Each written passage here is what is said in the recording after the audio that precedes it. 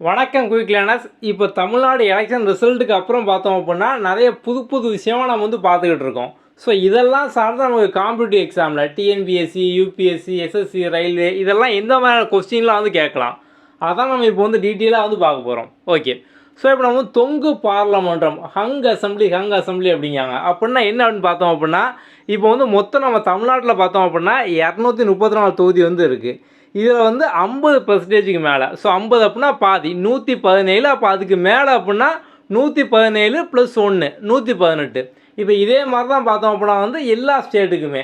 இப்போ வந்து இன்னொரு ஸ்டேட்டில் பார்த்தோம் அப்படின்னா வந்து மொத்தம் 300 தொகுதி இருக்குது அப்படின்னா அங்கே வந்து அதில் பாதி 300ல் பாதி 150 + 1 151. அப்போ அந்த ஸ்டேட்டுக்கு பார்த்தோம் அப்படின்னா 151 சீட்டு வந்து தேவை ஆட்சி அமைக்க. அப்போ இங்கே தமிழ்நாட்டில் பார்த்தோம் அப்படின்னா எந்த பார்ட்டிக்கு வந்து இந்த மாதிரி வந்து 118 சீட் வந்து கிடைக்கும், அவங்க பார்த்தோம் அப்படின்னா தான் ஆட்சி அமைக்கலாம். ஒன்று அவங்களுக்கு கூட தனியாக கிடச்சிது அப்படின்னா வந்து தனி மெஜாரிட்டி. ஸோ வந்து அவங்க ஒரு சிங்கிள் மெஜாரிட்டியாக பார்த்தோம் அப்படின்னா அந்த கட்சியை வந்து ஆட்சி அமைக்கும். அப்படி இல்லை அப்படின்னா வந்து கூட்டணி கட்சியாக வந்து இருப்பாங்க. ஸோ இப்போ வந்து நம்ம டிஎம்கே சைடு பார்த்தோம் அப்படின்னா டிஎம்கே, காங்கிரஸ், தேமுதிக இந்த மாதிரிலாம் வந்து இருப்பாங்க. அதே மாதிரி அதிமுக சைடு பார்த்தோம் அப்படின்னா வந்து அதிமுக, பாமக, அமமுக இந்த மாதிரியான கட்சிகள்லாம் பார்த்தோம் அப்படின்னா வந்து இருப்பாங்க. ஸோ இந்த மாதிரி இந்த கூட்டணி கட்சியாகவும் சேர்ந்தும் பார்த்தோம் அப்படின்னா இந்த 118. ஸோ இது வந்து மேஜிக் நம்பர் அப்படிம்பாங்க. ஸோ இந்த 118 பார்த்தோம் அப்படின்னா வந்து அச்சீவ் பண்ணும். இப்போ இங்கே பார்த்தோம் அப்படின்னா எந்த ஒரு தனி கட்சிக்கும் இந்த மாதிரி 118 வந்து கிடைக்கல. ஸோ இப்போ வந்து டிஎம்கே பார்த்தோம் அப்படின்னா அவங்களோட கூட்டணி கட்சி அதெல்லாம் சேர்த்து அவங்களுக்கு 118 வந்து கிடைக்கல. அது மாதிரி அதிமுக கூட்டணி கட்சி அதோடு சேர்த்து பார்த்தோம் அப்படின்னா அவங்களுக்கும் 118 வந்து கிடைக்கல. அதே மாதிரி இப்போ வந்து புதுசாக வந்திருக்க கட்சி, ஸோ வந்து விஜயோட கட்சி தாவேகா. ஸோ இதுக்கு பார்த்தோம் அப்படின்னா வந்து அதிகபட்சமாக மற்றவங்களாம் கம்பேர் பண்ணும்போது இதுக்கு வந்து அதிகபட்சமாக வந்து 108 வந்து கிடச்சிருக்கு. ஆனால் இவங்களுக்கும் பார்த்தோம் அப்படின்னா அந்த 118 அப்படிங்கிறது வந்து இல்லை. ஏன்னா இவங்க வந்து மற்றவங்களோட கூட்டணியாக வந்து இல்லை, தனியாக வந்து ஒரு சிங்கிள் கட்சியாக வந்து இருந்தாங்க. ஸோ இவங்களுக்கும் பார்த்தோம் அப்படின்னா வந்து 118 வந்து கிடைக்கல. இந்த 108லையும் பார்த்தோம் அப்படின்னா 1 வந்து குறைஞ்சிரும். ஏன் அப்படின்னா வந்து விஜயே 2 இடத்துல வந்து போட்டி போட்டிருக்காங்க. ஸோ அப்போ வந்து 1 பார்த்தோம் அப்படின்னா ரிசைன் பண்ணணும். அப்போ ரிசைன் பண்ணிட்டாங்க அப்படின்னா 107 வந்து ஆயிரும். ஓகே. இப்போ வந்து இவங்க கூட பார்த்தோம் அப்படின்னா இந்த 107ஓட 118 வர்றதுக்கு ஏதாவது கட்சி பார்த்தோம் அப்படின்னா கூட்டணி வைக்கலாம். அந்த கூட்டணி வைக்கிறதையும் ஒரு சில கண்டிஷன்லாம் வந்து இருக்குது. நம்ம அந்த கண்டிஷன்லாம் இப்போ அடுத்தது வந்து பார்க்கலாம். இப்போ முதல்ல பார்த்தோம் அப்படின்னா வந்து காங்கிரஸ் கூட்டணி வந்து வச்சுருக்காங்க. அப்போ 107, அதுக்கப்புறம் இன்னொரு 5, மொத்தம் 112. ஸோ இன்னும் பார்த்தோம் அப்படின்னா அவங்களுக்கு அந்த 118 அப்படிங்கிற நம்பர் வந்து கிடைக்கல. ஸோ 112 வந்து இருக்குது. இன்னும் 6 பேர் பார்த்தோம் அப்படின்னா வந்து இவங்க கூட வந்து சேரணும். ஸோ வந்து அதில் பார்த்தோம் அப்படின்னா யார் யாரெல்லாம் சேரலாம், ஒரு சில பேர் அவங்க நினச்சாலும் பார்த்தோம் அப்படின்னா சேர முடியாது. இப்போ வந்து எக்ஸாம்பிளுக்கு பார்த்தோம் அப்படின்னா வந்து மதிமுக, ஸோ வந்து வைகோ. ஸோ அவங்க பார்த்தோம் அப்படின்னா வந்து 2 சீட் ஜெயிச்சிருக்காங்க. ஆனால் அவங்க ஜெயிச்சது பார்த்தோம் அப்படின்னா வந்து அவங்க உதயசூரியன், ஸோ வந்து அந்த டிஎம்கேவோட சிம்பிள் அதில் நின்று ஜெயிச்சிருக்காங்க. ஸோ வந்து அவங்க போகணுன்னு நினச்சாலும் அவங்களால பார்த்தோம் அப்படின்னா வந்து போக முடியாது. அப்போது இப்போ காங்கிரஸ் பார்த்தோம் அப்படின்னா வந்து அவங்களோட சிம்பிள், ஸோ வந்து அந்த கை சிம்பிள் இதில் நின்று ஜெயித்தாங்க. ஸோ அப்போ வந்து இவங்களோட ஓன் சிம்பிள் நின்று ஜெயிச்சிருக்காங்க. ஸோ இவங்க நினச்சாங்க அப்படின்னா அந்த மொத்த கட்சியோடு சேர்த்து அவங்க இன்னொரு கட்சிக்கு வந்து போய் வந்து ஆதரவு வந்து சொல்ல முடியும்.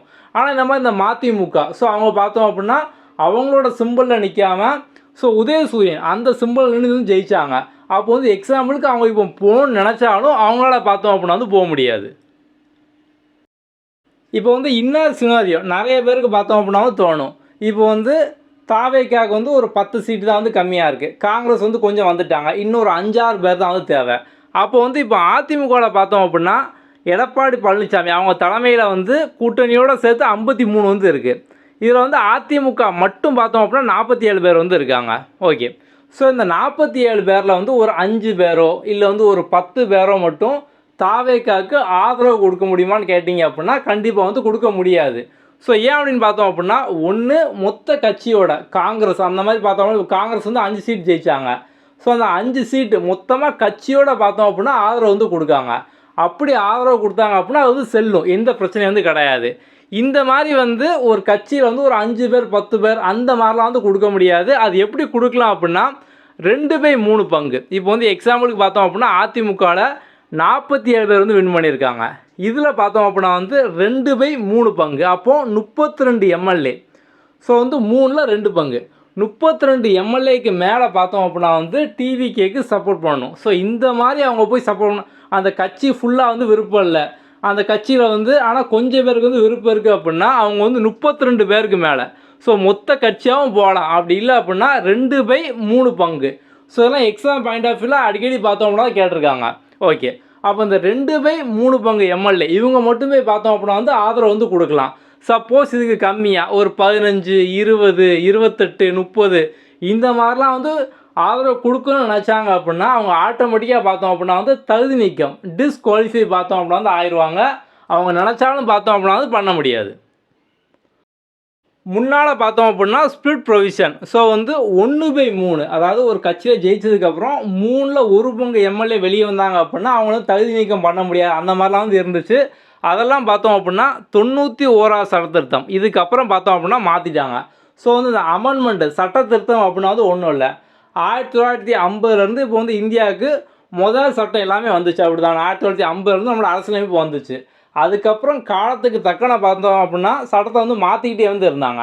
ஸோ இது மாதிரி ஒவ்வொரு டைம் மாற்றும் போது பார்த்தோம் அப்படின்னா ஃபஸ்ட் அமெண்ட்மெண்ட்டு முதலாவது சட்ட திருத்தம், அதுக்கப்புறம் செகண்டு, தேர்டு இந்த மாதிரி பார்த்தோம் அப்படின்னா போய்கிட்டே இருக்குது. பார்த்தோம்னா 103, 104 அந்த மாதிரி வந்து இருக்குது.